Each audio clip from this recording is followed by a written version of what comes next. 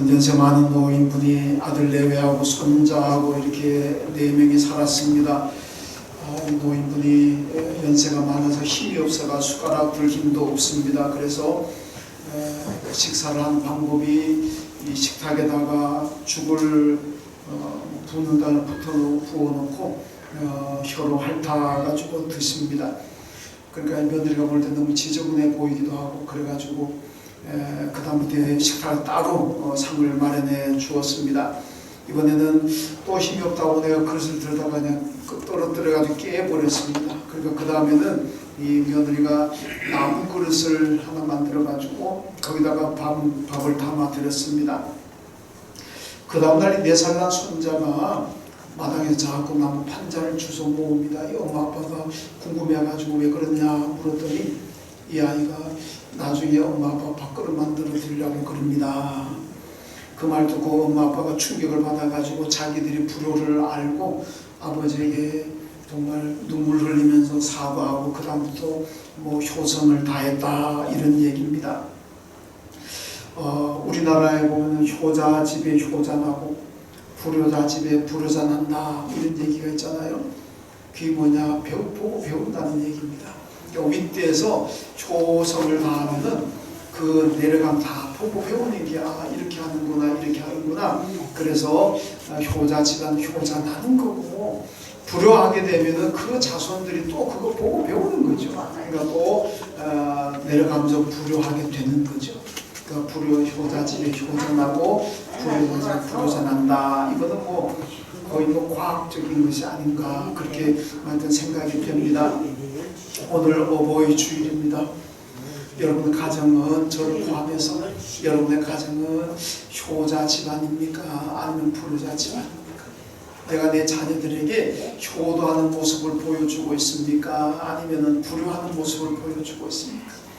효도하는 모습을 보여주면 그것을 배워가지고 내 자녀들도 나에게 효도할 것이고 내가 불효하는 모습을 보여주면 내 자녀들도 그걸 보고 배워가지고 나한테 불효하게 된다는 겁니다. 우리가 어떻게 살아야 될 것이냐 답은 분명히 나왔습니다. 우리가 효도해야만 나도 나중에 자녀들에게 효도를 받게 될 줄로 믿습니다. 오늘 어버이 주일을 맞으면서 여러분의 가정이 가문이 정말 효자가 대대로 나오는 그런 가문 되시기를 주님의 이름으로 축원합니다. 오늘 본문의 말씀 보면 이 야곱의 가족 70명이 요셉이 국무총리로 있는 애굽에 초청을 받아가지고 내려가서 고센 땅에 이제 정착하게 되는 그런 이야기를 오늘 본문이 하고 있습니다. 이 본문을 가만히 오늘 어버이 주일을 맞아서 효도라는 관점에서 바라보게 되면 이 오늘 요셉이 참 효자구나, 효도를 다하고 있구나 하는 것을 오늘 본문에서 발견할 수가 있습니다. 이 요셉처럼 우리도 효도를 다해야 되는데 왜 효도를 해야 될 것인가? 효도하면 물론 부모님께 기쁨이 되지만은 또 효도하면 내게 축복이 됩니다. 출애굽기 20장 12절에 보니까 네 부모를 공경하라 그리하면 너의 하나님 나 여호와가 내게 준 땅에서 내 생명이 길리라 이렇게 말씀하고 있고 에베소서 6장 1절의 말씀 보면 자녀들아 주 안에서 너희 부모에게 순종하라 이로써 내가 잘 되고 땅에서 장수하리라 이렇게 말씀합니다. 여러분 성경을 보시면 불효자들이 복을 받는다는 얘기는 한 곳도 없습니다. 그런데 효자가 복을 받는다, 부모를 잘 공경한 복을 받는다는 얘기는 많습니다. 제가 2가지 말씀만 읽어드렸습니다만은 이외에도 많은데 다 할 수가 없습니다. 설교 시간이 한정되어 있기 때문에 여러분 그만큼 우리가 하는 부모님께 효도 잘하면 하나님께서도 우리에게 복을 주신다는 말씀이죠. 여러분 롯을 보면은요, 룻입니다. 룻을 보면 룻이 원래는 이방 여인이잖아요. 그 이방 여인 모압 여인입니다. 그런데도 이 룻이 자기 시부모님들 특히 나중에 홀로 된 시어머님을 지극정성으로 모십니다. 정말 효부지요. 그러니까 이 룻이 그 나중에 큰 복을 받잖아요. 이방 여인이었지만은 다윗 왕의 증조부가 됩니다. 그러니까 얼마나 큰 복을 받았겠습니까? 효도하면 하나님께서 복 주신다는 말씀이 바로 이 룻을 통해서도 이루어졌다는 거죠. 자, 오늘 본문으로 돌아가서 요셉이 효도를 보여주고 있는데, 이 요셉의 효도가 오늘 우리 성도들 그리스도인들의 효도가 되어야 됩니다. 우리는 신앙인으로서 그리스도인으로서 어떻게 우리가 효도해야 될 것인가? 여러분, 오늘 본문의 요셉을 보면 된다는 말씀입니다. 오늘 어버이 주일을 맞으면서 요셉이 효도를 어떻게 했는가 한번 보시고 저와 여러분들도 요셉처럼 효도할 수 있기를 주님의 이름으로 축원합니다. 자, 첫 번째로 요셉은 부모와 형들을 여러분 예배를 잘 드리도록 믿음 생활을 애굽에 와서도 믿음 생활 잘 하도록 그렇게 주선을 했고 그렇게 배려를 했습니다. 여러분, 신앙을 가진 부모님들에게 이것보다 더 중요한 효도는 없습니다. 물론 세상 불신자들이야 효도 방법은 우리하고 다르겠지만은 적어도 우리가 예수를 믿는 사람이라면은 가장 먼저 해야 될 효도가 뭐냐? 그게 오늘 요셉이 보여주고 있습니다. 부모님들과 형들이 애굽에 와서도 하나님께 예배를 잘 드리도록 그렇게 배려하고 있다는 말씀이죠. 오늘 4절에 보면은 요셉이 바로에게 부탁해가지고 자기 아버지와 형들이 고센 땅에 살도록 그렇게 허락을 받습니다. 여러분, 이들이 가나안 땅에는 자기들이 마음 놓고 제사를 드립니다. 오늘날은 예배를 마음 놓고 드릴 수가 있습니다. 구약시대의 이스라엘의 예배라는 게 뭐겠습니까? 소를 잡고 양을 잡고 비둘기를 잡고 이렇게 가 희생제사입니다. 그래서 가나안 땅에서는 자기들 마음대로 어디서든지 이렇게 소, 양을 잡아가 희생제사 예배를 하나님께 드릴 수가 있었지만은 애굽은 다릅니다. 애굽이라는 나라는 동물을 신으로 숭배하는 나라입니다. 그러니까 동물이 다 신입니다. 이스라엘이 하나님 앞에 제물로 바치는 양, 소, 그게 다 그들에게는 신입니다. 애굽에 있어서 아피스라는 종교가 있는데 소를 숭배하는 종교입니다. 근데 이 소와 이 동물을 신으로 숭배하는 나라에 와가지고 만약에 그걸 때려잡아가지고 하나님 앞에 제사 드린다면 어떤 일이 일어나겠습니까? 돌 맞아 죽습니다. 여러분, 저는 인도에 가보진 않았습니다만 인도가 힌두교 소를 숭배한다고 그러잖아요. 인도 가가지고 만약에 그들이 보는 앞에서 소를 때려잡아가지고 불고기 해 먹으면 어떤 일이 일어나겠습니까? 큰일 날 거 아닙니까? 거기서 살아남기 힘들 겁니다. 여러분, 출애굽기 8장에 보면 모세가 바로 앞에서 10가지 재앙을 행하는데 8위 재앙이 있고 난 다음에 바로 왕이 너무 고통스럽고 힘드니까 그 모세를 불러가지고 타협을 하잖아요. 어떻게 타협하냐면 모세는 우리를 내보내달라, 출애굽시켜라, 광야에 가서 하나님 앞에 제사 드리겠다 이건데 바로 왕은 그들이 광야로 내보내는 게 싫습니다. 계속 종으로 부려먹어야 되지 않겠습니까? 그러니까 모세에게 야, 광야까지 나가지 말고 그냥 너희들이 사는 그냥 거기서 하나님께 제사 드려라. 그러니까 모세가 뭐라 그럽니까? 안 됩니다. 안 됩니다. 만약 우리가 여기서 소를 잡고 양을 잡아가지고 하나님 앞에 제사 드린다면 너희 애굽 사람들이 우리를 돌로 때려 죽일 것이다. 그 돌 맞아 죽을 일을 우리가 왜 여기서 하느냐? 빨리 우리를 해방시켜라. 우리 광야에 가가지고 너희 애굽 사람들이 없는 곳에 가가지고 자유롭게 마음 놓고 하나님 앞에 희생 제사를 드리겠다. 그렇게 말하잖아요. 그러니까 여기 말씀 보면 이 사실 애굽에서는 희생 제사 드리면 돌 맞는다는 얘기입니다. 근데 여러분, 야곱에게 있어서는요 예배가 얼마나 중요합니까? 야곱은 가는 데마다 하나님 앞에 제사를 드렸던 사람, 예배 드렸던 사람입니다. 애굽에 와서도 여전히 그와 그의 가족들은 하나님 앞에 예배를 드려야 됩니다. 그런데 그 예배가 희생제사인데 만약에 애굽 사람들이 있는 곳에서 소 잡고 양 잡았다가는 돌 맞아 죽습니다. 그러니까 그 당시만 하더라도 아직 애굽 사람들이 살지 않는 고센이라는 땅으로 주선을 해줍니다. 그래서 거기서 요셉은 자기 아버지 야곱과 형제들이 하나님 앞에 마음 놓고 소를 잡고 양을 잡아서 제사 드리도록 예배 드리도록 그렇게 배려했다는 말씀입니다. 여러분, 이 신앙의 부모에게는 이것보다 더 큰 효도가 없습니다. 여러분, 예수 믿게 하는, 하나님께 예배 드리게 하는 것, 이거는 자녀들, 신앙의 자녀들에게 있어서는 정말 중요한 효도라는 말씀입니다. 우리 그리스도인의 효도가 어떠해야 되겠습니까? 우리 그리스도인들은요, 부모님께 해야 될 효도 가운데 가장 중요한 게 뭡니까? 예수 믿게 예배 드리도록 하는 것.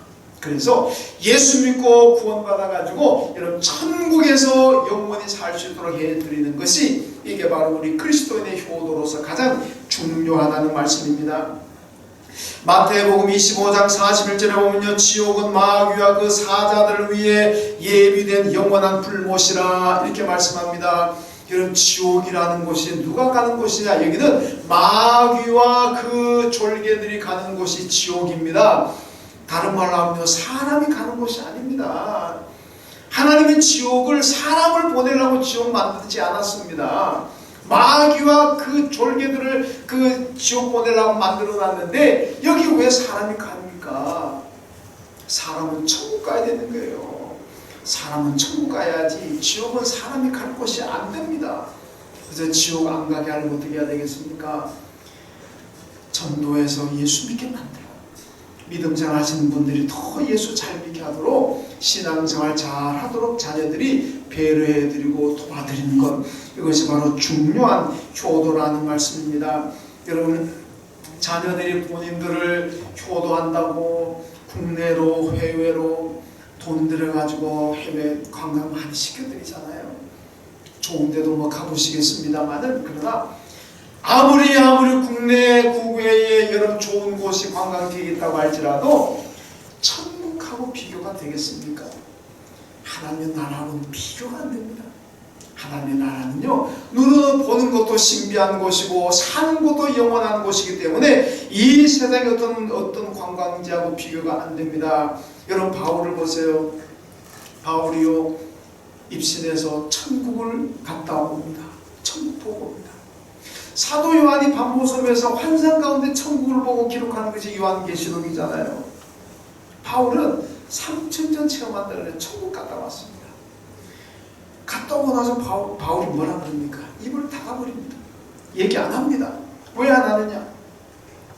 천국이 너무너무 신비하고 너무너무 의리해가지고 인간의 언어로 천국의 아름다움과 천국의 신비함을 표현할 수가 없는 거예요. 그리고 또 하나는 그 천국을 내가 얘기해도 너희들 안 믿을 거라는 얘기입니다. 너무너무 어마어마하고 신비해가지고 거짓말 안 하고 아무도 안 믿을 거라는 얘기입니다. 그러니까 바울이 얘기 안 하겠다. 나중에 너희가 예수 믿고 난 다음에 천국 가서 직접 한번 너희가 체험해 봐라, 이렇게 얘기하고 있습니다. 여러분, 우리가 이 땅에 관광지에서 잠깐 가서 즐기고 오는 거지만은 천국은 영원합니다. 그러므로 우리 신앙인들에게 가장 큰 효도는 부모님들이 예수 잘 믿게 해드리는 겁니다. 혹시 안 믿는 부모님이 계신다면 전도해가지고 예수 믿게 해서 나중에 하나님의 나라 가서 영원히 살게 해드리는 것, 이거야말로 우리 그리스도인의 효도로서 가장 중요한 효도라는 겁니다. 혹시 부모님들 가운데 아직 예수 안 믿으신 분 계십니까? 기도하고 전도해가지고 예수 믿게 만드셔가지고 부모님 천국 보내드리는 그런 효성을 가진 자녀들 다 되시기를 주님의 이름으로 축원합니다. 그 다음 두 번째는 요셉은 부모님을 자랑스럽게 생각했습니다. 이게 효도라는 말씀입니다. 여러분, 애국에는요 직업이 여러 가지가 있습니다만 가장 천한 직업이 뭐냐? 목축업이에요. 목축업. 양을 기르고 염소를, 이 목축업자를 그 당시 애굽에서는 가장 천한 직업으로 그렇게 여겼습니다. 또 가장 좋은 직업은 뭐냐? 그 나일강의 물이 풍부하기 때문에 그 나일강 물을 가지고 농사 짓는 사람들을 그 당시 애굽에서 가장 좋은 직업인이라 이렇게 얘기했다는 거죠. 여러분, 우리나라도 옛날에 농자는 천하지 대본이라 그러잖아요. 이게 뭡니까? 우리나라도 여러 직업들이 많지만은 요즘은 다르지만은 옛날에는 농업이, 농사 짓는 사람이 이 모든 직업의 가장 좋은 근본이라 이런 얘기 아니겠습니까? 그런 사상이 우리나라에 있었습니다. 반대로 우리나라의 천한 직업이 뭐였겠습니까? 조선시대 보면은요, 이거 고기 다루는, 가축을 잡는 뭐 백정 이런 분들 있잖아요. 그리고 뭐 줄타기 하는 광대, 요즘 말로 코미디, 요즘 코미디는 서로 하려고 그러지만 옛날에 광대하는 사람들은요 이 천한 직업에 속했습니다. 그리고 무당이나 기생 뭐 이런 사람들 천한 직업이었는데, 이런 자기 윗대에서 뭐 광대를 한다거나 백정을 하면은 후손들이 어디 가서 얘기합니까? 안 하잖아요. 부끄러워하죠. 아, 우리 할아버지는 몇 대 할아버지는 광대였습니다. 우리 몇 대 할아버지는 백정이었습니다. 그렇게 자랑하고 다니는 사람이 있습니까? 없어요. 자기 몇 대 할아버지가 뭐 정성을 했고 판서를 했고 이런 거는 자랑하고 다니지만은 자기 밑에 할아버지가 백정이었다, 광대였다, 할머니가 기생이었다 이런 얘기는 안 합니다. 왜? 수치스럽고 부끄러우니까 안 하잖아요. 애굽에서는 이 목축업이 가장 천한 직업이었습니다. 거기에다가 여러분 야곱이 애굽에 왔을 때 그 나이가 130세로 이제는 노인이 되었습니다. 근데 왜 관광하러 왔습니까? 아닙니다. 가나안 땅에 흉년이 들어가지고 가나안에서 먹을 것이 없으니까 먹고 살기 위해서 애굽에 왔습니다. 여러분 요셉 입장에서 보면요 부끄러워할 수도 있는 부분이잖아요.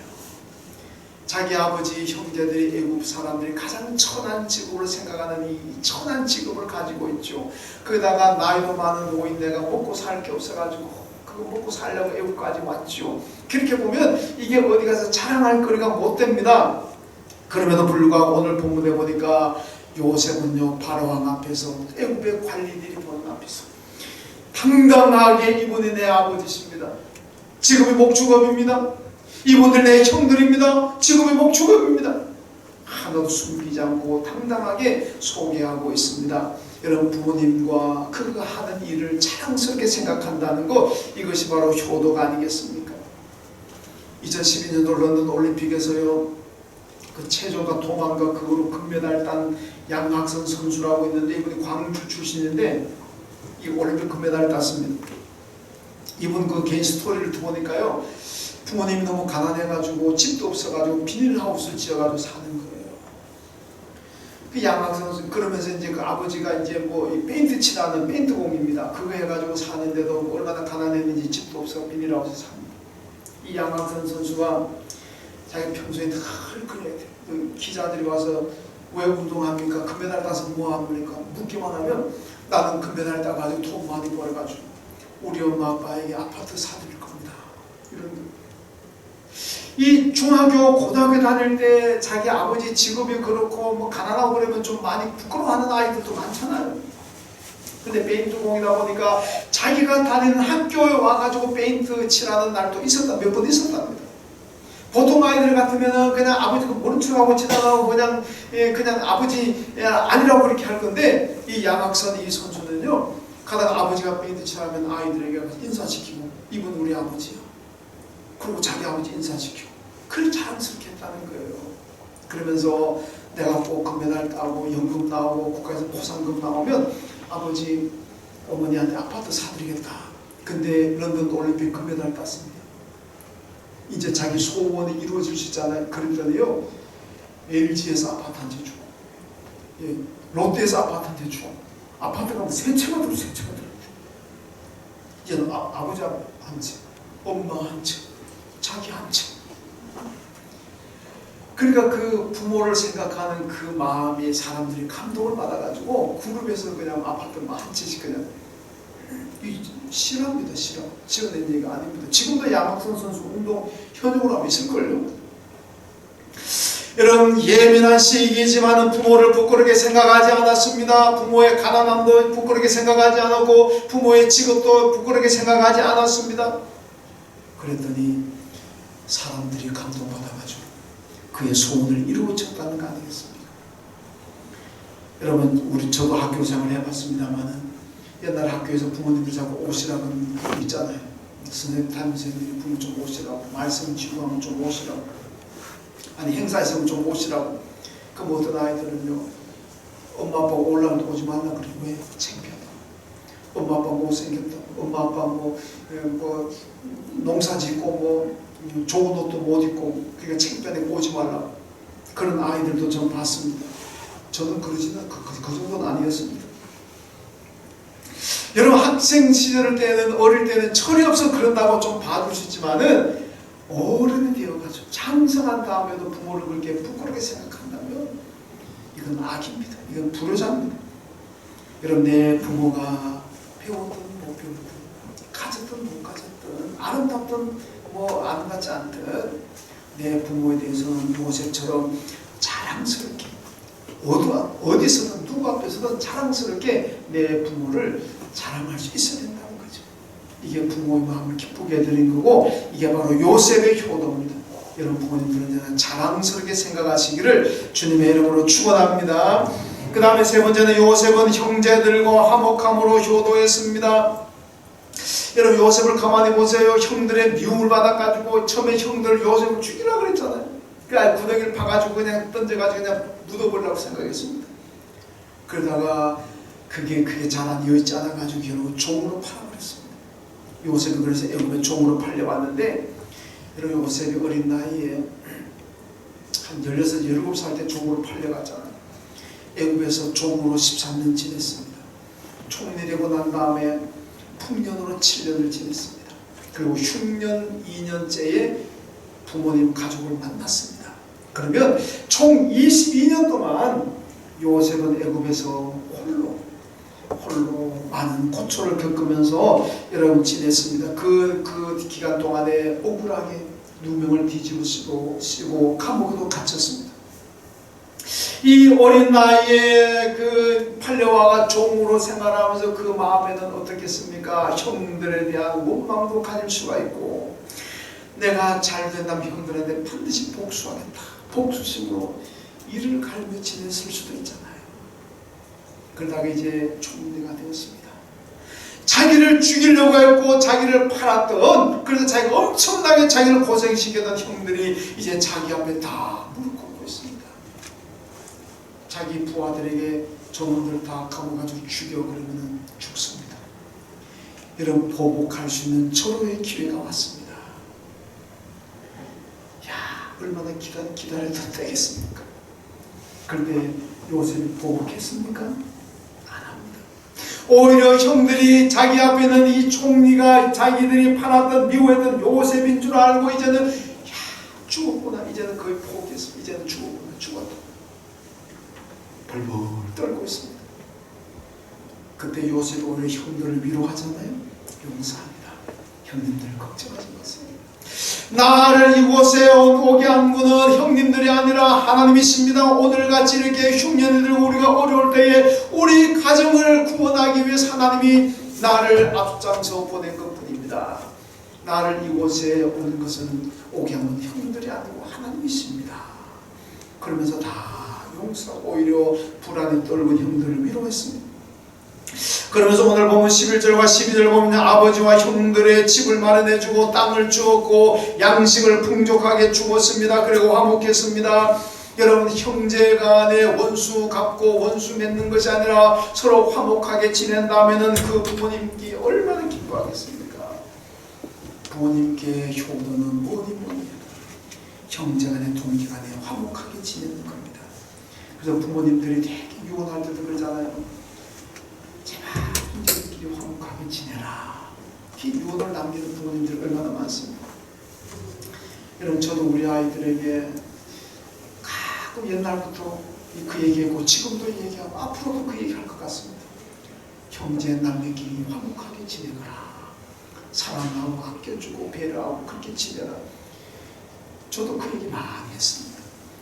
여러분 부모님들에게는요 뭐 좋은 관광 보낸다고 뭐 돈 비싼 거 사드린다고 그것도 좋은 효도겠지만 그것보다 더 중요한 것은요 동기간에 형제간에 화목하게 지내는 거 아니겠습니까? 요셉처럼 보복하지 않고 다 덮어주고 사랑해주고 위로해주고 이 모습을 본 야곱이 얼마나 기쁘겠습니까? 얼마나 행복했겠습니까? 여러분 사회의 저명 인사들이요 재산 문제로 형제간에 재판하고 형제간에 원수되는 거 우리가 얼마나 많이 보고 있습니까? 그 재산 돈 때문에 그거 좀 더 차지하려고 우리가 볼 때는 가진 것만 해도 평생 먹고 살아도 남을 것 같은데 그것도 가지려고 원수되고 걱정에 서고 서로 비난하고 저주하고 증오하고. 여러분, 이런 자녀들의 모습을 보는 부모님들의 억장이 어떻겠습니까? 억장이 묻어지는 거 아니겠습니까? 왜 부모님 앞에 그런 모습을 보이느냐는 얘기죠. 그래서는 안 된다는 얘기입니다. 형제간에 화목하게 지내야 됩니다. 여러분, 창세기 37장에 보면요, 형제들의 불화로 요셉이 죽은 줄 안 야곱이 어떻게 얘기합니까? 내가 너무 슬퍼서 수월로 내려가는 것 같다. 내가 너무 슬퍼서 수월로 내려가는 것. 수월이 뭐냐? 지옥입니다. 지옥. 그러니까 형제간에 이렇게 다투고 서로 죽이려고 그러고 팔아버리고 이런 자식들의 모습을 보는 그 아버지 야곱이 내가 지금 지옥에 가는 것 같다. 지옥 같다. 이래요.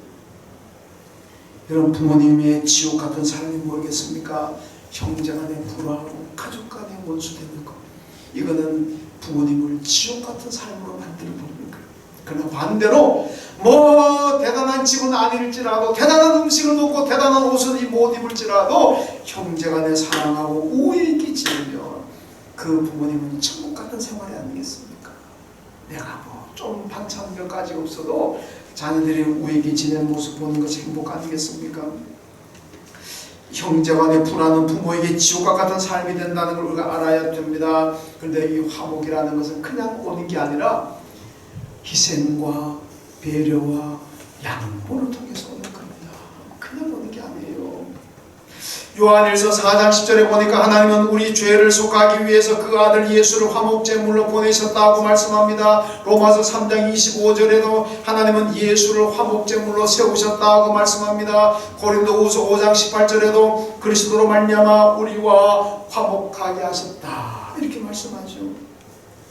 여러분, 예수님이 오셨습니까? 하나님과 우리 원수되어 있는 하나님과 우리의 관계를 화목하게 하시려고 화목제물로 세상에 오셨습니다. 하나님과 우리를 화목하게 만든 방법이 뭡니까? 어떻게 예수님께서 하나님과 우리를 화목하게 만드셨습니까? 십자가 죽음 아닙니까? 예수 그리스도가 십자가에 못 박혀 죽으신 하나님과 우리의 원수된 관계가 이제는 화목의 관계가 되고 아버지와 자녀의 관계가 되었습니다. 희생이잖아요. 예수 그리스도의 십자가 희생 때문에, 희생하셨기 때문에 우리가 하나님과 화목하게 되었다는 겁니다. 희생이 따르지 않으면 화목할 수가 없습니다. 서로 더 많이 가지려고 하고 서로 내 이기심을 채우는데 그게 무슨, 나는 요만큼도 손해보지 못하겠다고 하는데 그게 무슨 화목이겠습니까?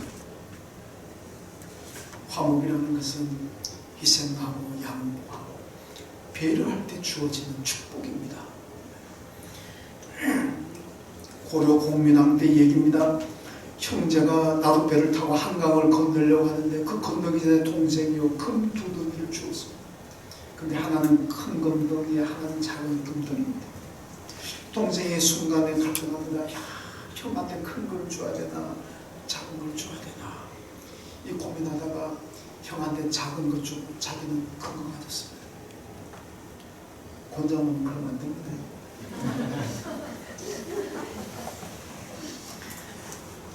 그 배를 타고 가는데 동생이 같이 양심에 같이 내가 이거 형한테 큰 걸 줘야 되는데 내 욕심 때문에 내가 큰 걸 가졌구나, 너무 괴로운 거예요. 이러다가 형제간에 불안해서 안 되겠구나 싶어 동생이 그 큰 금덩이를 한강에 던져버렸어요. 그러니까 형이 깜짝 놀라가지고 아니 이게 정신이 있냐, 왜 금덩이를 왜 던지냐. 근데 동생이 그 자초지를 얘기합니다. 이래서 내가 던졌습니다. 그러니까 형도 그 말 듣고 자기도 던져버렸어요.